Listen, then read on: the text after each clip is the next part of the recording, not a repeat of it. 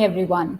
I am Calvi Rana, and on behalf of Logistics Insider, I'm thrilled to extend a warm welcome to each of you for joining us today for another captivating episode of Voice of Shippers. Today's episode revolves around the theme growing focus on customer centric strategies in supply chain. In today's dynamic business landscape, catering to an evolving consumer demand has become a cornerstone for success. And the ability to align strategies with shifting customer preferences is a challenge that forward thinking companies embrace with determination. Today, we are going to dwell into the world of supply chain and logistics. And we have the privilege of engaging in a conversation with a special guest who happens to be an expert in managing integrated supply chain and logistics. He has an enriching cross functional experience of 25 plus years and is leading high performance teams, clear cost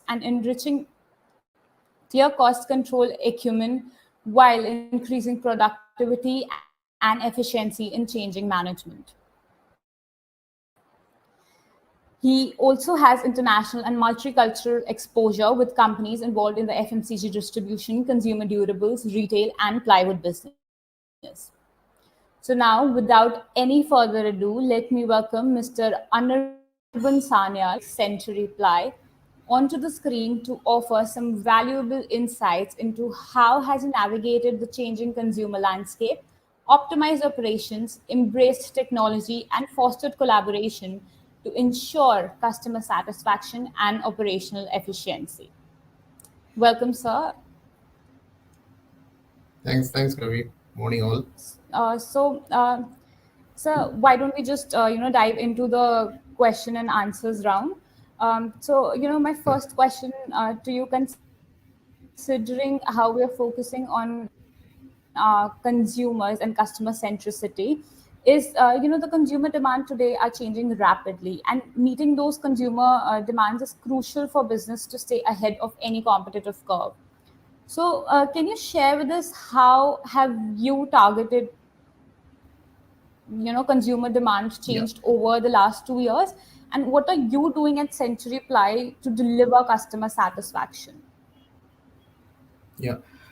It's a very relevant question, Kavi. And as you rightly said, that the customer demand is changing not only for last 2 years. It is maybe for last 5 to 8 years. It was changing heavily. And why this last 2 years? Because post COVID, I think the life for each one of us have been changed rapidly. The change is very rapid. So to understand the customer, you need to go to them because they will not come with their changing mind. They will come with the changing demand, and by the time they come with their demand, you are late because their expectation also is pretty high and the time frame is pretty Hmm. low.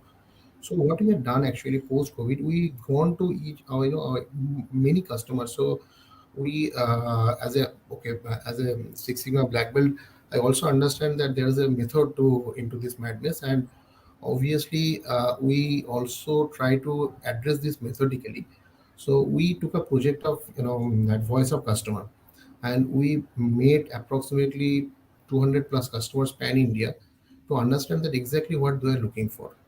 And with those inputs are not haphazardly, it is very methodically, it is scientifically picked up those informations, and then we build our house of supply chain basis the feedbacks, and then we start delivering. So every customer needs a different. So one solution for all is no more going to be the mantra. So it is now there is customized solution for each customer to be in the market. So what we have done, we classified our customer need, and accordingly we ensured our distribution strategy in a way that it is something is like uh, club delivery, milk run. Then there are a few customers who are looking for bulk delivery with a little additional discount. So we classified the customer need, then we made our solution according to the need. And I don't mind to say that we are best in class service provider as on today in terms of 3T. Those threes are first of all the time. So we strongly believe that customer need the delivery on time. It is their time which matters most, so we valued that most. Second thing is the Yeah. tracking. So tracking means that customer should know that I'm placing an order, and I should know at each stage of my order that where is my order. So we're able to answer that with technology, and we ensure that. So basically tracking and traceability. So We are ensuring timely delivery, tracking anytime customer are looking for, and traceability at every point of time. So we are very transparent organization, and we ensure that customer demands are taken care at the primary most priority for us. Okay. So, sir, you've very well highlighted how you interact with your customers to deliver them satisfaction, and I think that is one of the most crucial parts of meeting consumer demand is to have a connection, a transparent and a visible communication with your customer. So now, sir, I understand that cost is also a very big challenge, when you're handling a supply chain, and maintaining optimal cost is another challenge, all over. So, can you provide insights into how you strike the right balance? And are there any specific practices or approaches that you follow to ensure that customer service is not compromised, even as you seek the optimized operations and the costs? Yeah, it's a cliche actually that to give a better service you have to incur additional cost, but also we as a professional need to remember that if that is the case, then we don't need managers or subject matter experts to be in place. So right, so yes, we ensure that better service at lesser cost. Yeah. Uh, I think the thing is that as I told you in my last Mhm. statement that we are ensuring that need of the customer. So. As we classified the customer requirement, also every delivery is not urgent delivery. At the same time, every delivery has its own time frame, it's its Mhm. own essence. So we basis that. So it starts always from the customer need. If every delivery is urgent delivery, we ensure that every delivery is urgent delivery. But really, it is not that. There every delivery will have its own time frame. So accordingly, we ensure that there are few cases where bulk delivery direct from the factory.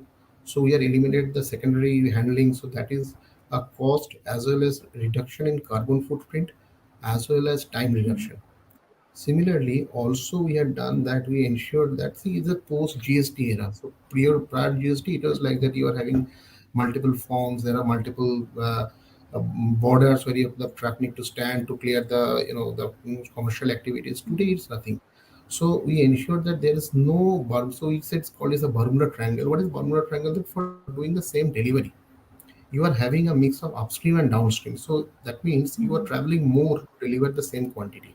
So we did a complete re-networking of our entire supply and source dilemma mapping, and then we ensured that it is not any branch boundary that if I am having a branch, that does not mean that if my warehouse is closer to another branch, you will have any restriction. So it is basically straight line delivery for each and every one. So we ensure that Yeah. by this, as I said already, that we Mhm. ensure that uh, the direct delivery. So even when I am doing a delivery from my warehouses, we ensure that there is no boundary, there is no state boundary per se. So again, the same methodology that I am reducing my cost, I'm reducing my carbon footprint, and I'm reducing my time. So a great extent is basically the starting in the voice of customer. You know that where is my customer, you know what is their requirement, Okay. you know when they are looking for, because the informations we are also sharing on real time basis. So there is a great confidence flow between the channel partner, that we know exactly what they are looking for, they know that what exactly we are capable for, and that's become the a beautiful bond between the companies and the customer, and that is for us become our biggest strength as Mhm. of today. Yeah. And also, I'd like to add that cost is something that it is with Mhm. your channel partners. So we ensure that uh, for our vendors, suppliers, they are also part of this bond. So that they also understand that it's a sustainable business. We as an organization, we believe in win-win, and that is also helping to us in a great extent. So that was a great insight on how you're managing costs. Now, coming to another challenge, which is balancing inventory and meeting customer needs. So, effective supply or demand planning is crucial for maintaining that. But the market is currently so volatile that it becomes a big challenge in meeting that specific specifications when you're managing a supply chain. So how are you approaching demand forecasting in this dynamic environment?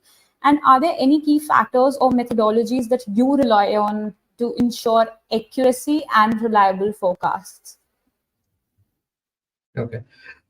Kavi, let us be honest with the entire fraternity that there's no right forecast.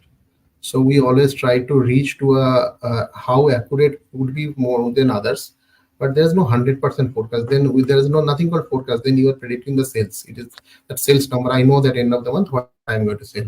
So it is not going to match. So what methodology we adopted, we eliminate the forecasting at SQ level. So what we have done, we established a model called DDMRP, demand driven maintenance replenishment planning. So what is happening that we are having a certain norm at our different nodes, and that starts from my secondary warehouses, my hub, my plant warehouse. So everywhere we are having stock basis my past sales history and safety stock basis that. And then what is happening that the more one branch is selling, the more they are getting. And the reaction time for us is 5 to 7 days, because that is our material replacement planning time. So this is what is happening. This de-stressing the entire process heavily. So what happened that for today, if in as you rightly said that in current situation, the volatile and the versatile market we are into, the velocity variability in, if I have to put in a grid of X and Y, the velocity variability it is pretty high, so in both the axes. So putting a pressure of forecasting itself is a challenge to the sales team, as well as for the demand planning team, as well as for the manufacturing team. So what we try to do, we try to eliminate that SKU level forecast, and our raw materials are pretty generic in nature, and we can convert the raw material into finished goods in a span of 5 to 7 days. So that is, we are leveraging that as a strength, and we are ensuring that there is a brand level forecasting, there is a brand level working is happening, and as we close to the real sales, it is just that actual sales from the market, which converts into rest of the production and the movement towards each depot. So this is basically helping us in a great way. One is that, as I said, that de-stressing our overall work culture, work process, as well as what happened that this means that I don't have hardly any slop, the slow and obsolete inventory, because I'm carrying only the inventory what is needed for. And also we are having a pretty robust stock management or aging stock management, by which you're ensuring that our entire inventory, and I love to say that I think this is a best in class for us in this industry, that our entire inventory is at max having a 90 days old, any of the stock. So it's a 3 months old stock perhaps for a product which you are carrying 25 years of warranty and 30 years of warranty. So you can understand that how fresh is our product when you're going to the market with these products. So this is three ways helping us. One, that the de-stressing of forecasting at SKU level. Second is that we are carrying a very lean inventory. And third thing is that not only lean, it is very clean inventory. So what is happening that it's give to the consumer that what coming from the Century Ply is a recently manufactured product. It is also ensured that every product is gone through a very robust QC process, and we also ensuring that we are not carrying anything extra into the inventory. So that also means that we are taking care of our cost, because extra inventory means what is your inventory carrying cost in terms of your warehousing cost as well as your working capital cost.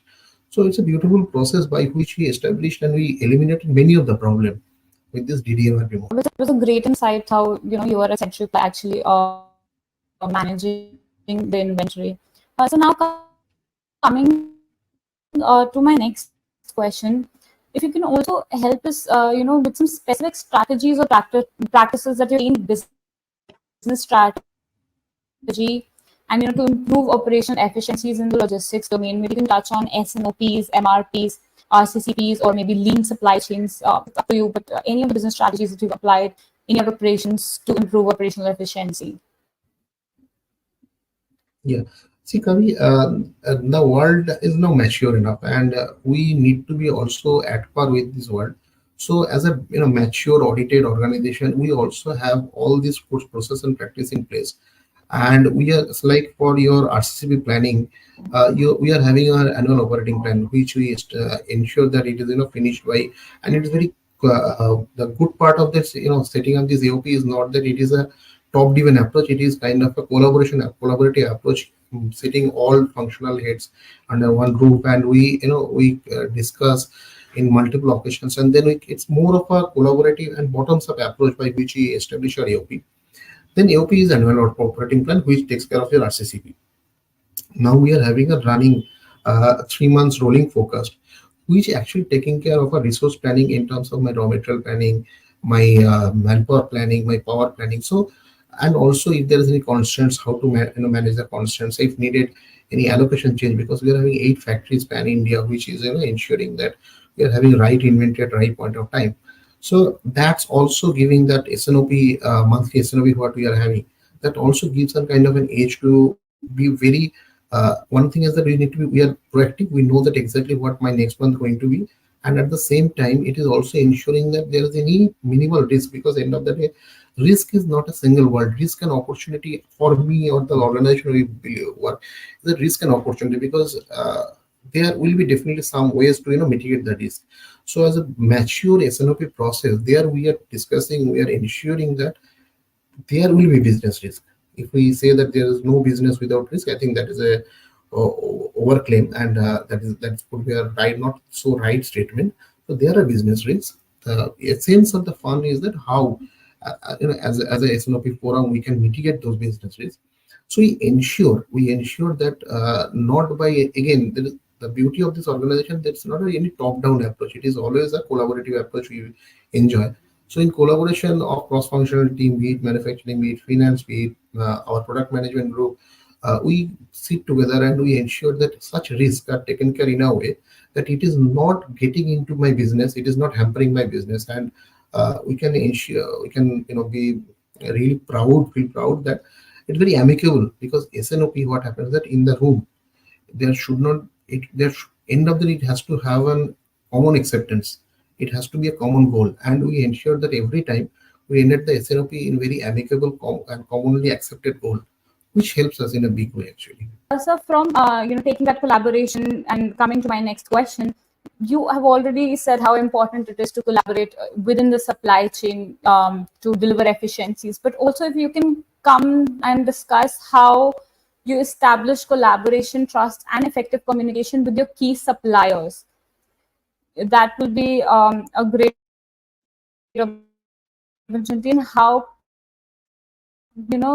can collaborating with your key help you meet customer centricity in your organization? That would be great if you can take that. Well, Kirby, see, the thing is that there's a proverb in supply chain that a chain is as strong as its weakest link. And if you really think is the supply chain, my for me, my chain not only starts within the organization, it starts with my raw material supplier, it starts with my all the channel partners, and we don't call them transporter, we don't call them vendors, we don't call them suppliers. For us, they are channel partners. They're partner in the same chain, and it's end with my transporter or the last mile delivery person who is going and delivering the product to my customer. So it's a complete chain, and a weakest link can actually destroy the entire effort everybody's we are putting to ensure that my, and what is our target to reach the OT, on time in full, and on time in full on 3 parameters: in quantity, in quality, obviously on time. So they are the people who, what is demand, they demand first of all is transparency. So when we are going for any bidding, or when we are going for any purchase, we ensure that it is a e-auction. So there's a common platform where everybody is coming and they're bidding, and those e-auction platform, when the real live bidding is happening, that results are not even visible to me, nobody. When I'm saying me as a stakeholder, I'm the person responsible, my board, no, nobody can see what is happening over there. It is only once the entire bidding is getting completed, we are able to see the result. So that gives a lot of trust to my channel partners, that if they are coming on the platform, if they are putting their bids, they know that it is only one criteria. One, obviously, that the pre-bid criteria they have to meet, but on the bid table, it is only the prerequisites is that you have to be at par or better from others. There is no other XYZ factor which will give them a business. The XYZ factor will not going to take away the business. So they know that this organization, working this organization, what they can enjoy most is the trust and transparency. And once that is done, I believe that 80% job is done, because uh, trust is not easily available. You have to earn it. So once that is done, then comes the win-win contract. So we don't do any contract which is like that. It is only for the organization benefit. We don't care about a channel partner. It has to be win-win, and that takes care of another 10%. The risk 10% is the respect. We looking for respect. If you don't give respect, you cannot get respect. And this is not the days that that you are on the other side of the table. Because table has both the sides. So there, if we always believe that we are living with other side of the table, then when we are going to have the same side of view. So we don't have any other side of the table. We all are on the same side of the table. Me, my channel partner, my transporter, my vendor, everybody, we are saying that we are all on the same side as the supply side. Who is our look? What is our end goal? Is that to achieve the OT, for achieve the demand fulfillment, for which everybody is responsible, everybody is accountable, and the win comes is equally divided into everybody. So with this, this kind of environment, when someone works, they feel the difference. Because I personally worked in say 5 6 organization. All the organizations are not having the similar kind of culture. The organization I'm talking about, because end of the day we are part of the organizational strategy, we are part of the organization. Our chairman always says that nobody should be delayed their payment. I think it's a big statement. When there is because there is different multiple contractual agreement with everybody. There could be some 15 days payment, there could be 30 days payment, there could be 60 days payment, or there could be payment on completion of certain goal post. So once that is in black and white established in the agreement, we have no right to hold anybody's payment. I think that is a big DNA change. And what I'm enjoying for last 4.5 years is the beautiful payment system, beautiful payment cycle that converts the trust. Because agreement has a one part that I'm having a transparency. I can see that my there is no other factors which is for which I should have any fear. At the same time, payment is one thing which help the organization or channel partners to mobilize their cash flow. So once they know that if today, for example, 28, the person who was supposed to get his payment 20, he knows that he will get the 28. So then what happened that he can commit to someone else, then the chain of commitment begins. And chain of commitment is something which again, if you broke in the one corner of the chain, it will break the entire corner. So they know day in, day out that if I am engaged with Century Ply, I know that if I have done my work, I need not worry for anything else. I think that makes that's basically paradigm shift what I can see over here, and that makes a lot of sense, and that helps us. That in a critical juncture, I realize that they stand with us. They stand with us, in thick and thin. And it's not that it's our organization; it's their organization as well. This is the kind of relationship, healthy relationship we enjoy with all our channel partners. As I was saying, so these two terms are set together, which is collaboration and innovation, and they go hand in hand. So my next question to you is on innovation, and if you can highlight what are the technologies that you are implementing, or in your for inventory control and process management. Also, what challenges do you face in implementing those technologies, and the benefits that you've reaped from those implementation? Yeah, see the technology. The biggest challenge of the technology is this, there's so much of technology around. So once you are having flooded with technologies, and technologies are getting changed every 6 months or every year, that which one to pick and which one to leave. So as an organization, we believe that we are not shy away from investment. We are not shy away to spend the money, but it should be a right point or right lever where we will pay the money. So we are having few technologies which is ensuring that we are getting maximum benefit. It starts with our as I said that our DDMRP, it is basis on a, so we are having a TOC based solution, theory of constant bed solution, which is ensuring that our production, our distribution, and now we get into that my customer stocks also we are managing. So this technology is basically a TOC based technology by which my entire supply planning is taken care.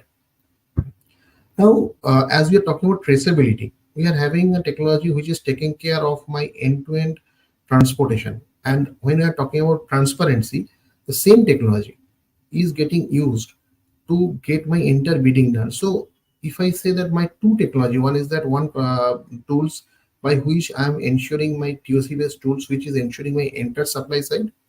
One SaaS based tools, what taking care of my entire procure to pay cycle. So I am ensuring that a transparent bidding, my entire transportation cost, 100 crore plus transportation cost is taken care by that system. My customer's requirement of traceability of the vehicle is taken care by the same system. That customer, if they want to know exactly at 28th August at 11:39 where is their product, they can see the product on their screen. Once this material is reaching to that doorstep, we are getting the live POD. So these are the two tools, so which is taking care of my supply planning, supply execution, customer requirement, customer demand. We, as an organization, also having a dashboard, or my management MI is basically is taken care by Tableau. So by and large, we are using three technology. My investment, yes, that is there. As a decent amount of investment is there. All three technologies are in on SAP. So the organizational data is completely secure. It is also ensuring that the least tension or traction in terms of my forecasting, because forecasting sales team, we are having a statement. Recently I'm engaged with one of my sales heads, so they said that my last 1.5 year I never made any forecast. I think, I doubt that how many organization or how many sales head can say that, "Okay, I don't have any, I need not to do any forecast at SQ level." Only thing is that I have to do on a brand level, which takes care of my EOB, and that takes care of my profitability. So basically, when you're talking about sustainability is not only about carbon emission reduction. It is also about, the stress reduction into the system, people, process. So we are using three technologies. So maybe the many organizations are having many technologies they are using. We are using three, but we also believe that less is more, because what is happening with this, we are ensuring that we are covered 100% of our current need. At the same time, we are open. We are staying with open eyes.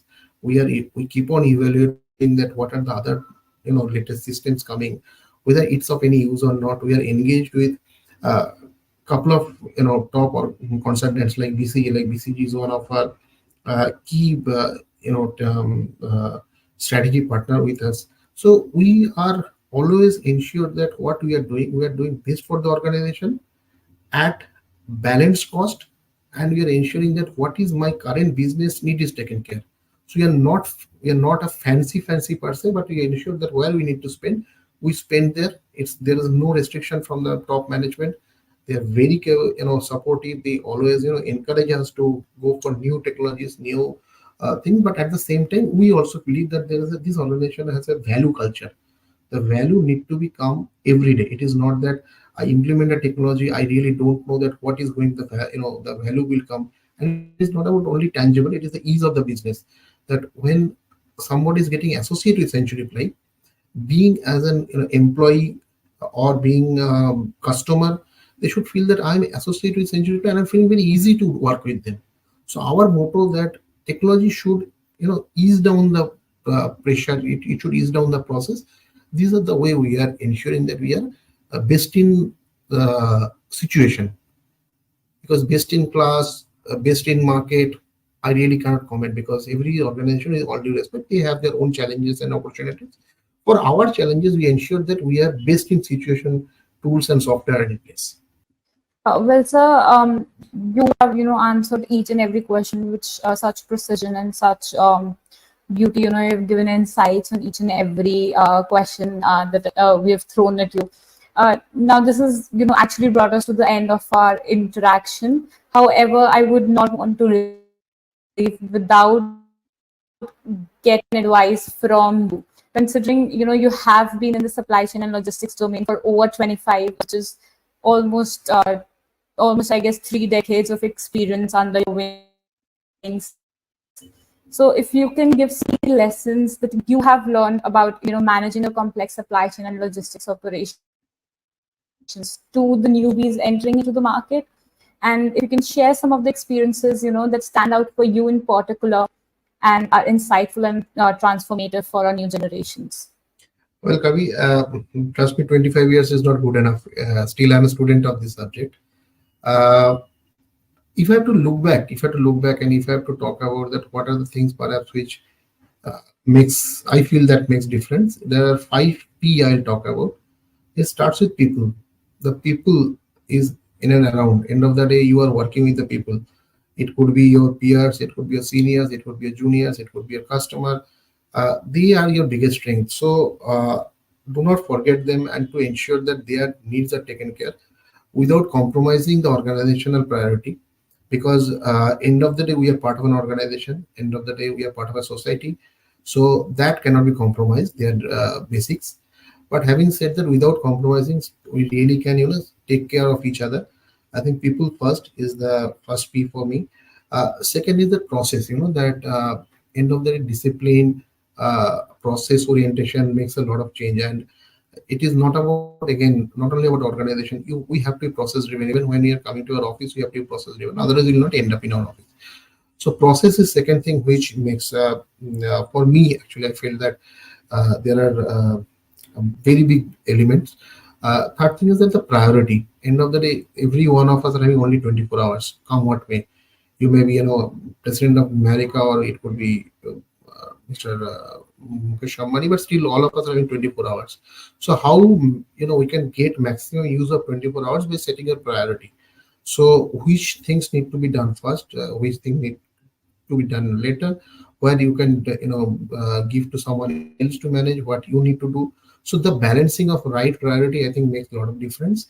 uh, Fourth is that you need to be passionate. End of the day, whatever we are doing, if you don't feel your inner love, or if you don't feel like to do it, after a point of time you will not able to produce the result. And uh, otherwise it is like pretty monotonous, like same thing you're doing day in day out. But it is not actually. If you start loving it, if you show your passion, and there's a renowned the word that, like, do what you love and love what you do. So I think love and passion is needed for your profession, because end of the day it's taking care of a lot of things.